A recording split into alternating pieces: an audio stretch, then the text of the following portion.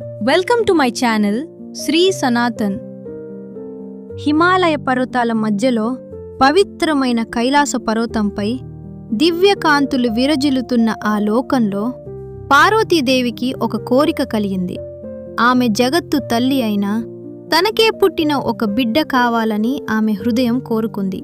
ఒకరోజు స్నానానికి సిద్ధమవుతూ తన శరీరానికి పట్టిన పవిత్రమైన పసుపును తీసుకుంది. ఆ పసుపులో ఆమె శక్తి ఉంది, ఆమె ప్రేమ ఉంది. ఆమె ఆ పసుపుతో ఒక చిన్న బాలుడి రూపాన్ని మలిచింది. తన దివ్య శక్తితో ఆ రూపానికి ప్రాణం పోసింది. ఆ బాలుడు కళ్ళు తెరిచాడు. అతడు తేజోవంతుడు, ధైర్యవంతుడు. అతడు శక్తి స్వరూపిణి పార్వతీదేవి పుత్రుడు.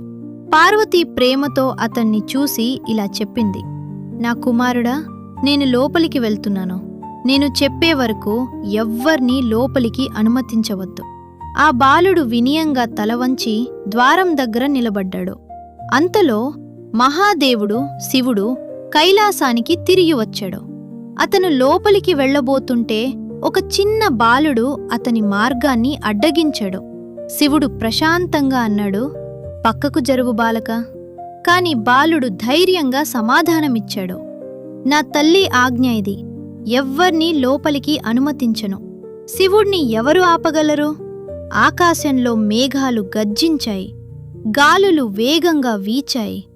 దేవతలు భయంతో చూశారు. ఒక ఘోరమైన యుద్ధం ప్రారంభమైంది. పర్వతాలు కంపించాయి, లోకాలు కదిలిపోయాయి. కోపంతో శివుడు తన త్రిశూలాన్ని ఎత్తి ఒకే ఒక్క దెబ్బతో ఆ బాలుడి తలను తెగదెంపేశాడు. అన్ని నిశ్శబ్దమయ్యాయి. పార్వతి బయటకొచ్చి తన కుమారుడు ప్రాణం లేని దేహంగా పడి ఉండటం చూసి వేదనతో విలపించింది. ఆమె కోపం ఆకాశాన్ని తాకింది. సృష్టి మొత్తం కంపించింది. దేవతలు భయపడ్డారు.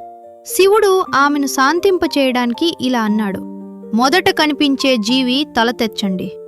దేవతలు అడవికి వెళ్ళి ఒక మహా గజాన్ని చూశారు. ఆ గజ తలని తెచ్చి శివుడు ఆ బాలుడి శరీరానికి జత చేశాడు. ఒక ప్రకాశవంతమైన కాంతి ఆకాశాన్ని నింపింది. పుష్పవర్షం కురిసింది. ఆ బాలుడు మళ్లీ శ్వాస తీసుకున్నాడు.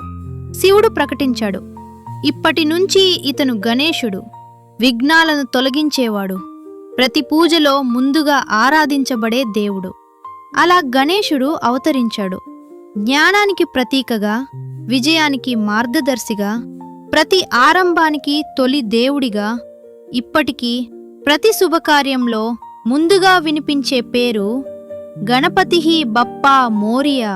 Do like, share, comment and subscribe my channel if you like my content.